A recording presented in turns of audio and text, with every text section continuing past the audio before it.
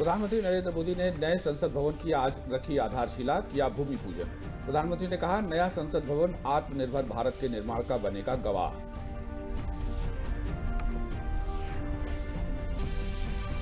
सर्वोच्च न्यायालय ने किसी भी कोरोना वायरस से संक्रमित व्यक्ति के घर के बाहर पोस्टर या चेतावनी संकेतक न लगाए जाने के दिए निर्देश। केंद्र सरकार के दिशा निर्देशों पर विचार करते हुए सुप्रीम कोर्ट ने दिया ये आदेश।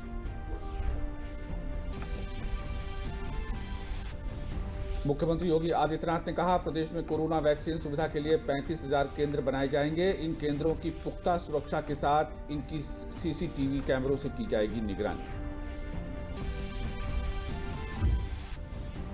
और उप मुख्यमंत्री केशव प्रसाद मौर्य ने क्षेत्रीय लोक संपर्क ब्यूरो भारत सरकार लखनऊ द्वारा आज से 10 दिवसीय कोविड-19 जागरूकता प्रचार अभियान को दिखाई हरी झंडी। नमस्कार, मैं हूं संतोष वाल्मीकि और अब समाचार विस्तार से। प्रधानमंत्री नरेंद्र मोदी ने आज नए संसद भवन की आधारशिला रखी और भूमि पूजन किया। इस समारोह में लोकसभा अध्यक्ष ओम बिरला, केंद्रीय गृह मंत्री अमित शाह, रक्षा मंत्री राजनाथ सिंह सहित कई केंद्रीय मंत्री, बड़ी संख्या में सांसद, विभिन्न राजनीतिक दलों के नेता मौजूद रहे और इस दौरान सर्वधर्म प्रार्थना भी की गई। इसमें हिंदू, सिख, ईसाई, मुस्लिम, बौद्ध, जैन और अन्य धर्मों के धर्मगुरु मौजूद रहे। 4 मंजिला नए संसद भवन का निर्माण 971 करोड़ रुपए की अनुमानित लागत से 64,500 वर्ग मीटर क्षेत्रफल में किए जाने का प्रस्ताव है। इसका निर्माण कार्य भारत की स्वतंत्रता की 75वीं वर्षगांठ तक पूरा कर लिया जाएगा। प्रधानमंत्री नरेंद्र मोदी ने अपने संबोधन में कहा कि आज का दिन ऐतिहासिक है और मील का पत्थर साबित होगा। देश में अब भारतीयता के विचारों के साथ नई संसद बनने जा रही है। हम देशवासी मिलकर संसद के नए भवन को बनाएंगे। भारत के लोकतांत्रिक इतिहास में मील के पत्थर की तरह है। भारतीयों द्वारा भारतीयता के विचार से ओतप्रोत भारत के संसद भवन के निर्माण का शुभारंभ हमारी लोकतांत्रिक परंपराओं के सबसे अहम पड़ाव में से एक है। हम भारत के लोग मिलकर अपनी संसद के इस नए भवन को बनाएंगे और साथियों, इससे सुंदर क्या होगा, इससे पवित्र क्या होगा जब भारत अपनी आजादी के 75 वर्ष का पर्व मनाए तो उस पर्व की साक्षात प्रेरणा हमारी संसद की नई इमारत बने। आज 130 करोड़ से ज्यादा भारतीयों के लिए बड़े सौभाग्य का दिन है, गर्व का दिन है, जब हम इस ऐतिहासिक पल के साक्षी बन रहे हैं।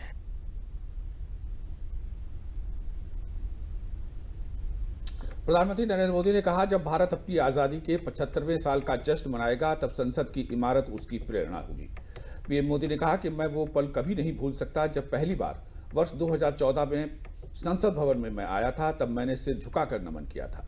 मौजूदा संसद भवन ने आजादी का आंदोलन, स्वतंत्र भारत, आजाद सरकार की पहली सरकार, पहली संसद, संविधान रचा गया और जरूरतों के अनुरूप खुद में परिवर्तन लाने का प्रयास है।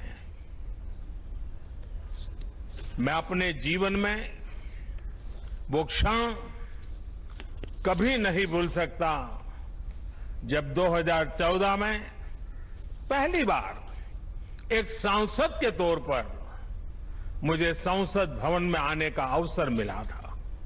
तब लोकतंत्र के इस मंदिर में कदम रखने से पहले मैंने सिर झुकाकर, माथा टेक कर लोकतंत्र के इस मंदिर को नमन किया था। हमारे वर्तमान संसद भवन ने आजादी के आंदोलन और फिर स्वतंत्र भारत को गढ़ने में अपनी अहम भूमिका निभाई है। आजाद भारत की पहली सरकार का गठन भी यही हुआ और पहली संसद भी यहीं बैठी। इसी संसद भवन में हमारे संविधान की रचना हुई, हमारे लोकतंत्र की पुनर्स्थापना हुई। बाबा साहब आम्बेडकर और अन्य वरिष्ठों ने सेंट्रल हॉल में गहन मंथन के बाद हमें अपना संविधान दिया। रक्षा मंत्री राजनाथ सिंह ने आसियान देशों के रक्षा मंत्रियों की बैठक ADMS प्लस की 10वीं वर्षगांठ को वर्चुअली संबोधित किया। अपने संबोधन में रक्षा मंत्री ने भारत प्रशांत क्षेत्र में आसियान की केंद्रता पर जोर दिया। उन्होंने पिछले एक दशक में भारत और आसियान के बीच बहुपक्षीय सहयोग को आगे बढ़ाने में सामूहिक उपलब्धि पर प्रकाश डाला। रक्षा मंत्री ने साझा चुनौती के महत्व पर जोर दिया, जिसमें हर स्तर पर प्रयास की आवश्यकता है।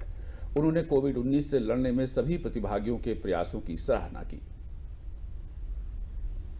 ASEAN outlook on the Indo-Pacific underscores the impetus to cultivate strategic trust and continuously promote ASEAN centrality in the regional architecture.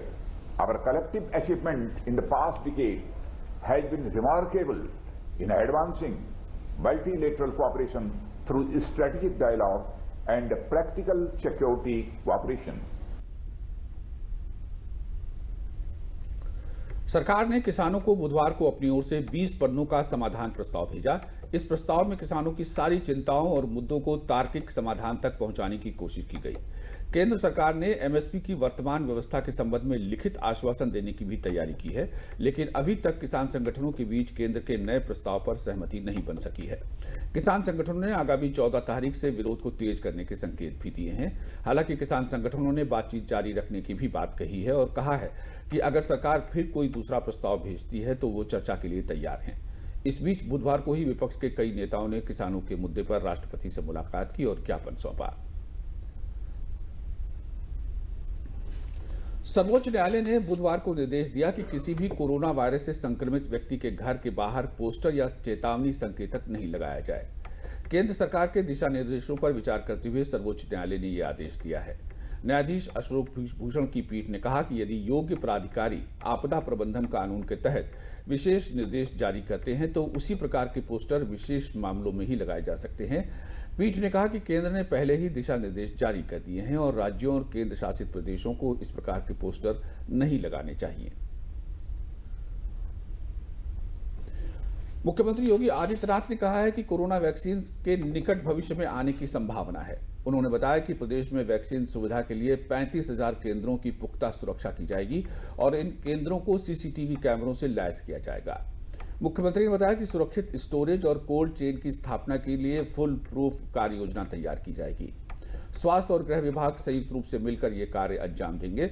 मुख्यमंत्री योगी आदित्यनाथ ने बुधवार को अपने आवास पर आयोजित बैठक में कहा कि वैक्सीन के सुरक्षित स्टोरेज के लिए सभी जरूरी सुविधाएं 15 दिसंबर तक पूरी कर ली जाएंगी। उन्होंने बताया कि यह सुनिश्चित किया जाएगा कि वैक्सीन का दुरुपयोग किसी भी हाल में न होने पाए और प्रदेश में वैक्सीनेशन अभियान प्रभावी ढंग से चालू किया जाए। उन्होंने बताया कि केंद्र सरकार द्वारा प्रदेश में वैक्सीनेशन के लिए मास्टर्स ट्रेनर्स के प्रशिक्षण भी करवाए जा रहे हैं। मुख्यमंत्री ने इस प्रशिक्षण को वर्चुअल माध्यम से अवलोकन भी किया। क्षेत्रीय लोक संपर्क ब्यूरो लखनऊ भारत सरकार द्वारा आज से 10 दिवसीय कोविड-19 जागरूकता प्रचार अभियान की शुरुआत की गई। उप मुख्यमंत्री केशव प्रसाद मौर्य ने प्रचार रथ को हरी झंडी दिखाकर अभियान का शुभारंभ किया। ये प्रचार वाहन प्रदेश के उन 12 जिलों में घूम घूम कर प्रचार करेगा जहां कोरोना के मामले अधिक पाए गए थे। इस मौके पर उप मुख्यमंत्री केशव प्रसाद मौर्य ने प्रचार सामग्री का अनावरण भी किया। उन्होंने प्रसार के लिए बनाए गए स्टिकर को 4 पहिया वाहन पर लगाकर इसका अनावरण किया। इस मौके पर उन्होंने कहा कि जब तक कोरोना वैक्सीन नहीं बन जाती है तब तक एहतियात और जानकारी ही कोरोना से बचाव है।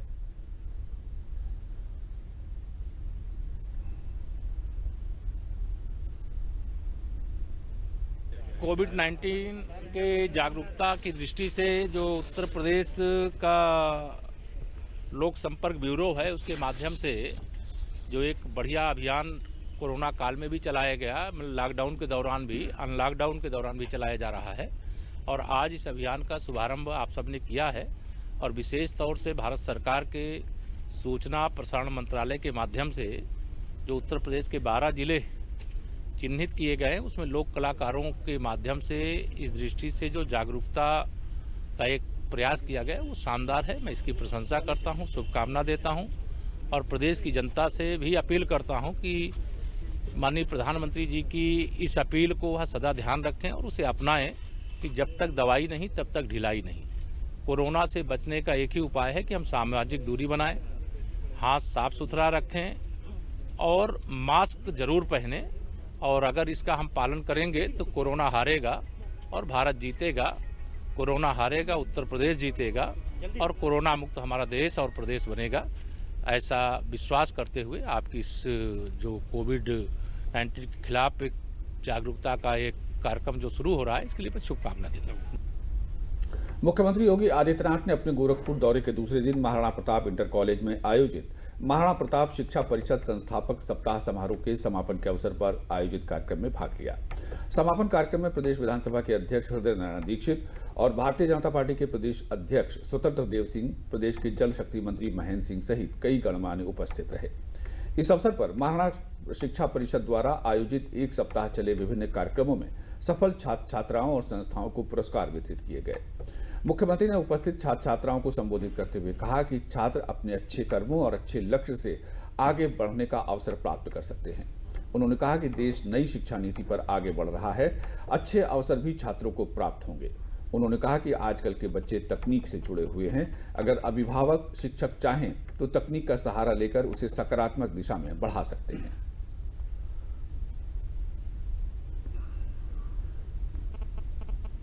छोटे बच्चे से भी आप पूछिए ना कि स्कूल नहीं जा रहे हो, और कहता नहीं स्कूल जा रहा हूँ, स्कूल नहीं जा रहा हूँ लेकिन मैं ऑनलाइन क्लास अटेंड करता हूँ। एक छोटा बच्चा भी इस बात को कहता है। यानी तकनीक से एक एक बच्चा जुड़ा है, लेकिन तकनीक से जुड़ते हुए भी हमारी दशा क्या होनी चाहिए। हम उस बच्चे को, उसके अभिभावक, उसके गुरजन, उसके आसपास का जो माहौल है, जो परिवेश है, अगर वो चाहे तो तकनीक के साथ जोड़ करके सकारात्मक दिशा में उसे आगे बढ़ा सकता है। लेकिन अगर नकारात्मक शक्तियां उसे घेर लेंगी तो यही तकनीक उसके भविष्य को भी लूट देगी। इसलिए याद रखना, तकनीक सकारात्मक दिशा में इसका बेहतर उपयोग लोक कल्याण के लिए, समाज कल्याण के लिए हमें करना चाहिए, आगे बढ़ने के लिए करना चाहिए। हर प्रकार की चुनौतियों से जूझने के लिए याद करिए, अगर ये तकनीक नहीं होती क्या होता देश के अंदर का माहौल। इतनी बड़ी आबादी, 135 करोड़ की आबादी, क्या कोरोना जैसी महामारी से जूझ पाती, उसका मुकाबला कर पाती? और आप सबके लिए सौभाग्य का अवसर भी है कि प्रधानमंत्री जी ने तीनों जो वैक्सीन निर्माण की लगी हुई जो लेबोरेटरीज है उन सबका स्वयं निरीक्षण किया है। जनवरी तक वैक्सीन भी आ जाएगी, लेकिन जब तक वैक्सीन आप तक नहीं पहुंचती है उतावलापन दिखाने की आवश्यकता नहीं, सतर्कता बरतने की आवश्यकता है। आगरा में उप मुख्यमंत्री केशव प्रसाद मौर्य ने 5 विधानसभा क्षेत्रों में 45 करोड़ रुपए की लागत से होने वाले विकास कार्यों का सर्किट हाउस में वर्चुअल माध्यम से लोकार्पण और शिलान्यास किया। इस मौके पर उन्होंने कहा कि उत्तर प्रदेश के ऐसे वीर सैनिक जो देश की सुरक्षा करते हुए शहीद हुए हैं, उनके घर तक सड़क बनाने का कार्य सरकार कर रही है और इसी क्रम में आगरा के 2 वीर सैनिकों के नाम पर जय हिंद वीर पथ बनाने का कार्य किया जा रहा है। किसान आंदोलन पर हो रही सियासत को लेकर उप मुख्यमंत्री ने राहुल गांधी और अखिलेश यादव पर निशाना साधते हुए कहा कि जो आज किसानों की बात कर रहे हैं, ये केवल राजनीतिक लाभ के लिए किसानों को गुमराह कर रहे हैं।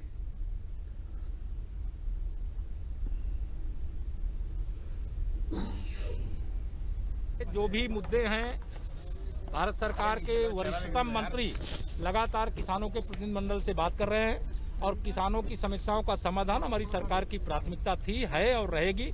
और माननीय नरेंद्र मोदी जी किसानों की आमदनी को बढ़ाने की दिशा में जो यहाँ बहुत बड़ा फैसला देश के हित में, किसान के हित में लिए थे, उसका ही ये परिणाम है कि आज देश के अधिकतम हिस्सों में किसानों ने भारतीय जनता पार्टी और केंद्र सरकार के फैसले में इसका विरोध नहीं किया।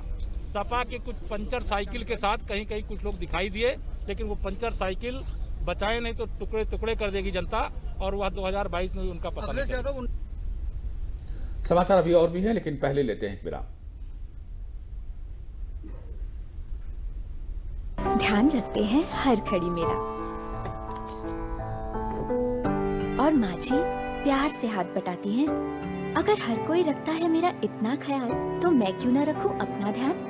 इसीलिए 9 तारीख को सरकारी अस्पताल जाती हूँ, जहाँ अब सरकारी के संग प्राइवेट डॉक्टर भी आते हैं। प्रधानमंत्री सुरक्षित मातृत्व अभियान के तहत हर महीने की 9 तारीख को सभी सरकारी अस्पतालों में गर्भवती महिलाओं की विशेष सेहत जांच मुफ्त की जाती है, ताकि अगर खतरे के लक्षण हो तो उनका सही समय पर इलाज कर सके। अपने डॉक्टर या एएनएम की मदद से नवजात शिशु को जन्म के तुरंत बाद अपने स्तन पर रखें।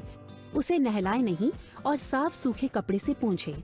उसकी नाल को साफ और सूखा रखें। टोपी पहनाकर कपड़े में लपेटकर अपने पास रखें। उसे स्तनपान कराएं रात और दिन हर 4-6 घंटे में। अगर बच्चे को सांस लेने या स्तनपान करने में तकलीफ हो रही हो तो तुरंत डॉक्टर से मिलें। अधिक जानकारी के लिए इस नंबर पर फोन। इतनी प्यारी, आय हाय, जाने क्या खाए। 6 महीने में होगा माँ का दूध ही। ना रे ना, जरूर खाए कुछ और भी। दीदी चावल का मार, फिर दाल का पानी। ध्यान से देख, है कुछ और कहानी। मुन्नी ऐसी बढ़ती जाए, बताओ ना क्या क्या खाए। यही सब। पर 6 महीने की हुई अभी तो। अरे तभी तो। घर में जो भी हो सब पकाओ, गाढ़ा बनाओ और खिलाओ। 6 महीने जब पूरे हो जाएं, पेट पूजा की घड़ी आए। प्रधानमंत्री नरेंद्र मोदी की अगुवाई में कल हुई मंत्रिमंडल की बैठक में सार्वजनिक वाईफाई सेवा प्रदान करने के लिए सार्वजनिक वाईफाई नेटवर्क की स्थापना को मंजूरी दी गई। Public WiFi access network interface को पीएम वाणी के नाम से जाना जाएगा। प्रधानमंत्री WiFi access network interface PM Vani, ये देश में वाईफाई क्रांति की दिशा में एक बहुत ही महत्वपूर्ण कदम है। अब ये कैसे काम करेगा ये आपको हम बताना चाहते हैं। तो सबसे पहले हम एक पब्लिक डेटा ऑफिस खोलेंगे। ये पब्लिक डेटा ऑफिस के लिए न कोई लाइसेंस है, न कोई रजिस्ट्रेशन है, न कोई फी है।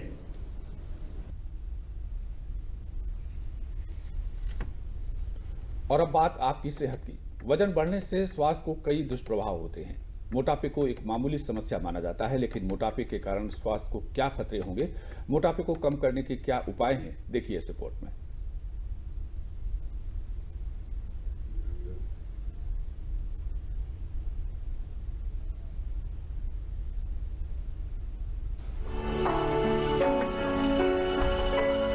मोटापा एक बड़ी समस्या के रूप में उभर रहा है।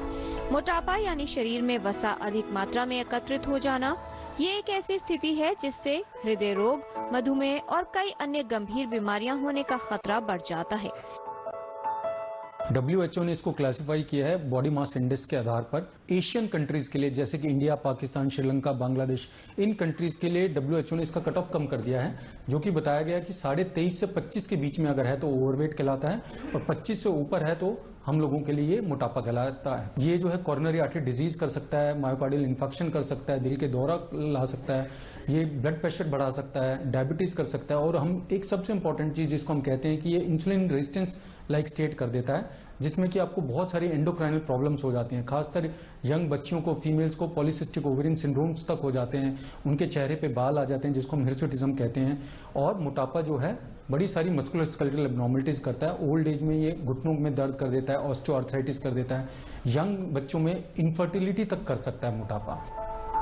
आजकल न सिर्फ वयस्क बल्कि बच्चे और किशोर भी मोटापे की चपेट में आ रहे हैं। बचपन से मोटा होना चिंता का विषय है, क्योंकि मोटे बच्चे अधिकतर मोटे वयस्कों के रूप में विकसित होते हैं और उनमें कई बीमारियों का खतरा बढ़ता है। ऐसी डाइट लें जिसमें कि फैट कम हो, जिसमें कि शुगर कम हो। हाई प्रोटीन डाइट लें, लो फैट अनसैचुरेटेड फैट्स हों। ऐसी डाइट लें जिसमें कि अनसैचुरेटेड फैट्स कम हैं।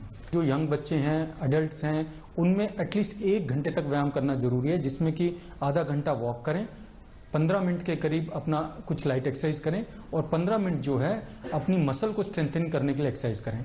जो बूढ़े लोग हैं जो कि 45 साल से ऊपर हैं, उनके लिए देखा गया 25 से 30 मिनट की वॉक एक दिन में आवश्यक है। वो वॉकिंग सिंपल भी वॉकिंग हो सकती है, ब्रिस्क वॉकिंग भी हो सकती है, उन्हें हैवी एक्सरसाइज करने की जरूरत नहीं है।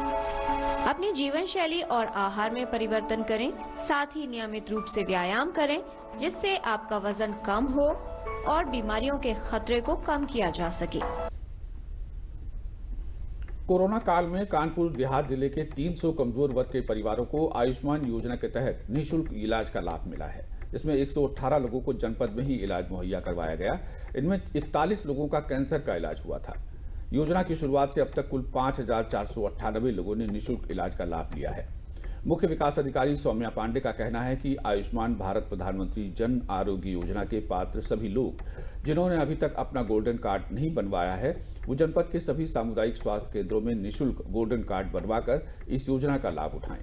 उन्होंने कहा कि आयुष्मान भारत योजना के तहत कैंसर और हृदय रोग सहित 1450 किस्म की बीमारियों का इलाज निःशुल्क करवाया जा सकता है।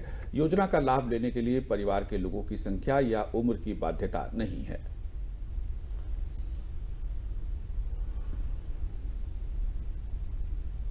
जन आरोग्य योजना, ये माननीय प्रधानमंत्री जी द्वारा जितने भी हमारे परिवार हैं उनको चिकित्सा की सुविधा फ्री में निःशुल्क में उपलब्ध हो और जो गंभीर बीमारी से ग्रसित लोग हैं उनको चिकित्साई सुविधा निःशुल्क उपलब्ध हो जाए, उसके लिए की गई थी। जनपद कानपुर देहात की बात करें तो हमारे यहाँ 7,60,000 के आसपास लाभार्थी हैं और गोल्डन कार्ड अभी तक 1,18,000 लोगों का बन चुका है। कोविड के दौरान भी गोल्डन कार्ड्स बनाए गए थे, लेकिन प्रगति थोड़ी धीमी हुई। लगभग 3,000 गोल्डन कार्ड्स कोविड के दौरान बनाए गए हैं। और अगर हम क्लेम्स की बात करें तो हमारे यहाँ टोटल लाभार्थी 5498 लाभार्थियों को इस योजना का लाभ दिया जा चुका है, जिसमें 1387 लाभार्थियों को जनपद कानपुर देहात में और 4111 लाभार्थियों को जनपद के बाहर, चूँकि प्राइवेट हॉस्पिटल्स कानपुर नगर में ज़्यादा हैं तो कुछ लोग जो वहाँ इलाज करते हैं उनको इसका सहायता दी जा चुकी है। जी, मेरा नाम डॉक्टर संजय त्रिपाठी है, मैं इस अस्पताल का संचालक हूँ। मेरा ये मानना है कि अभी पिछले दिनों लगभग 50-60 मरीजों का आयुष्मान के तहत ट्रीटमेंट किया गया है, जिसमें देखा गया कि ज़्यादातर मरीज लोअर रेस्पिरेटरी ट्रैक्ट इन्फेक्शन के, चूँकि अभी कोविड का भी टाइम चल रहा है तो उससे कोरिलेटेड तमाम पेशेंट आते थे जिनका जांच में कोविड नेगेटिव पाया गया, लेकिन कोल्ड कफ निमोनिया से बहुत ग्रसित थे और उनकी आर्थिक स्थिति बहुत कमज़ोर थी, तो उनका ट्रीटमेंट आयुष्मान के तहत निःशुल्क किया गया। और इस कोरोना काल में मेरी नौकरी चले जाने के कारण मेरे घर पे खाने की थोड़ी सी तंगी हो गई थी और इसी बीच हमारे बाबूजी का एक्सीडेंट हो जाने की वजह से उनका हाथ फ्रैक्चर हो गया और मेरे पास आयुष्मान कार्ड था जिसके तहत मेरे बाबूजी का निःशुल्क इलाज हुआ है। मैं माननीय प्रधानमंत्री मोदी जी का तहे दिल से शुक्रिया अदा करना चाहता हूँ। अचानक कोरोना के कारण यहाँ का धंधा पानी ख़त्म हो गया और नौकरी भी नहीं रही, तो आयुष्मान प्रधानमंत्री योजना के थ्रू में अचानक मेरी फैमिली की तबीयत ख़राब हो गई तो मैं गौरी हॉस्पिटल गया और आयुष्मान के थ्रू जो प्रधानमंत्री योजना के थ्रू मेरा निःशुल्क इलाज हुआ। मैं इसका बहुत बहुत आभारी हूँ। कोरोना काल में हमारी जो है वो नौकरी चली गई थी, खाने पीने की और अन्य ज़रूरत के जो सामान थे उनकी लगातार समस्याएं बढ़ रही थी। इसी बीच अचानक मेरी सिस्टर की तबीयत ख़राब हो गई, जिसे प्रधानमंत्री की जो योजना है आयुष्मान योजना के तहत हमने उन्हें हॉस्पिटल में भर्ती कराया, जहां उनका निःशुल्क इलाज हुआ। प्रधानमंत्री नरेंद्र मोदी को इस योजना के तहत मैं बारंबार नमन करता हूं और चाहता हूं कि जब तक इनकी सरकार रहे तब तक ऐसी योजनाएं लाते रहें जिससे हम लोगों को फायदा मिल सके। प्रदेश सरकार 4 वर्षों में 4 लाख नौकरियां देने के रिकॉर्ड की तरफ बढ़ रही है। मुख्यमंत्री योगी आदित्यनाथ ने बुधवार को 3,209 नलकूप चालकों को नियुक्ति पत्र वितरित किए। इस दौरान उन्होंने अभ्यर्थियों से बातचीत भी की। नलकूप चालकों की नियुक्ति का सबसे अधिक लाभ किसानों को मिलेगा। अब किसानों को सिंचाई के लिए दिक्कतों का सामना नहीं करना पड़ेगा। मुख्यमंत्री योगी आदित्यनाथ हर भर्ती प्रक्रिया के बाद खुद अभ्यर्थियों से संवाद करते हैं। भर्ती प्रक्रियाओं को पूरी शुचिता और पारदर्शिता के साथ पूरा किया जा रहा है। कोर्ट ने भी उत्तर प्रदेश की भर्ती प्रक्रिया की सराहना की है। बता दें कि कोरोना संक्रमण काल में भी यूपी में भर्ती प्रक्रिया जारी रही। यही वजह है कि यूपी सबसे ज्यादा नौकरी और रोजगार देने वाला प्रदेश बन गया है।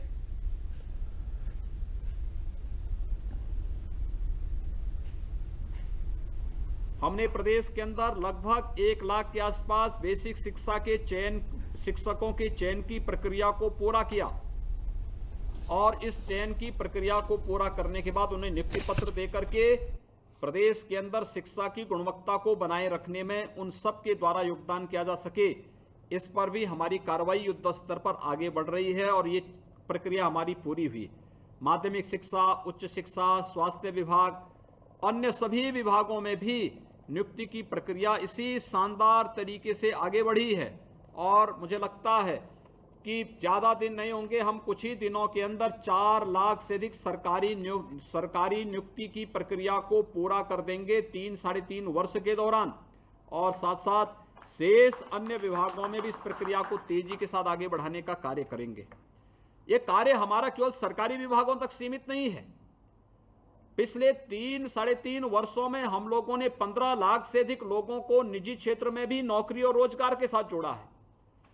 1.5 करोड़ से अधिक नौजवानों को स्वतः रोजगार के साथ जोड़ा है। बैंकों के साथ जोड़ने का काम किया गया है कि वे अपना स्वतः रोजगार कर सकें और एक स्वावलंबन की ओर अग्रसर होकर के एक उत्तर प्रदेश के विकास के लिए वे लोग अपनी भूमिका को चिन्हित कर सकें और उस दिशा में अपना योगदान दे सकें, और सभी लोग अपना योगदान दे रहे हैं। इस सरकार का मिशन रोजगार का जो अभियान है उसी कड़ी का हिस्सा है, और उसी कड़ी के साथ आज एक बार आप सबको जोड़ते हुए मुझे बहुत प्रसन्नता की अनुभूति हो रही है कि प्रदेश के अंदर ये सेक्टर एकदम अछूता सा हो जाता था। मैं धन्यवाद दूंगा विभाग को और विभागीय मंत्री को कि उन्होंने इस क्षेत्र को, वास्तव में ये रीढ़ है किसानों की, किसान की आमदनी को दोगुना करना है तो किसान को आवश्यक है हम तकनीक के साथ जोड़ें, उसके खेत को पानी उपलब्ध कराएं, समय पे बीज उपलब्ध कराएं, समय पे खाद उपलब्ध कराएं, और फिर उसकी उपज को हम क्रय करने की व्यवस्था प्रारंभ करें।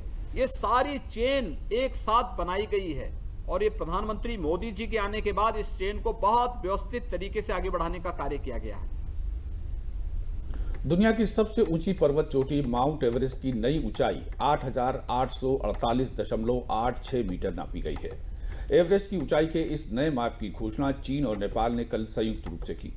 चीन के राष्ट्रपति शी जिनपिंग और नेपाल के राष्ट्रपति विद्या देवी भंडारी ने पत्रों का आदान प्रदान कर दुनिया की सबसे ऊंची चोटी की नई ऊंचाई की घोषणा की। गौरतलब है कि एवरेस्ट की सटीक ऊंचाई को लेकर चीन और नेपाल के बीच मतभेद था। दोनों देशों के सर्वेक्षणकर्ताओं ने शिखर की माप की, जिसके बाद दोनों देश इसकी ऊंचाई 8,848.86 मीटर पर सहमत हुए, जो कि पिछले माप की तुलना में थोड़ा अधिक है। पर्वतारोहियों का मानना है कि नेपाल में वर्ष 2015 में 7.8 की तीव्रता से आए भूकंप के बाद एवरेस्ट की ऊंचाई में परिवर्तन हुआ है। गौरतलब है कि इस आपदा में करीब 9,000 लोगों की जान गई थी। ब्लैक राइस का अधिक दाम दिलवाने के लिए चंदौली में कल मुख्यालय स्थित NIC पर जिलाधिकारी की अध्यक्षता में वर्चुअल बायर्स सेलर मीट आयोजित की गई, जिसमें वाराणसी मंडल के आयुक्त सहित एपीडा के पदाधिकारी के साथ ही जिला स्तरीय अन्य अधिकारी शामिल हुए। वर्चुअल बायर्स सेलर मीट में देश के जाने माने निर्यातक भी शामिल हुए। बैठक में चंदौली के काले धान को खरीदकर किसानों को अधिक से अधिक मूल्य दिलवाने पर चर्चा की गई। इस दौरान जिलाधिकारी ने वर्चुअल बायर सेलर मीट के माध्यम से धान की खासियत को भी व्यापारियों के बीच में रखा। जनपद में इस वर्ष कुल 8,000 कुंतल काले धान को बेचने का टारगेट रखा गया है। पिछले वर्ष 85 रुपए प्रति किलो किसानों को धान की कीमत मिली थी। चंदौली का काला धान भारत ही नहीं बल्कि विश्व के अन्य देशों सहित ऑस्ट्रेलिया तक इसकी गुणवत्ता को सराहा गया है, जिसका जिक्र प्रधानमंत्री नरेंद्र मोदी ने पिछले दिनों वाराणसी में हुई जनसभा में किया था। और अंत में प्रमुख समाचार एक बार फिर।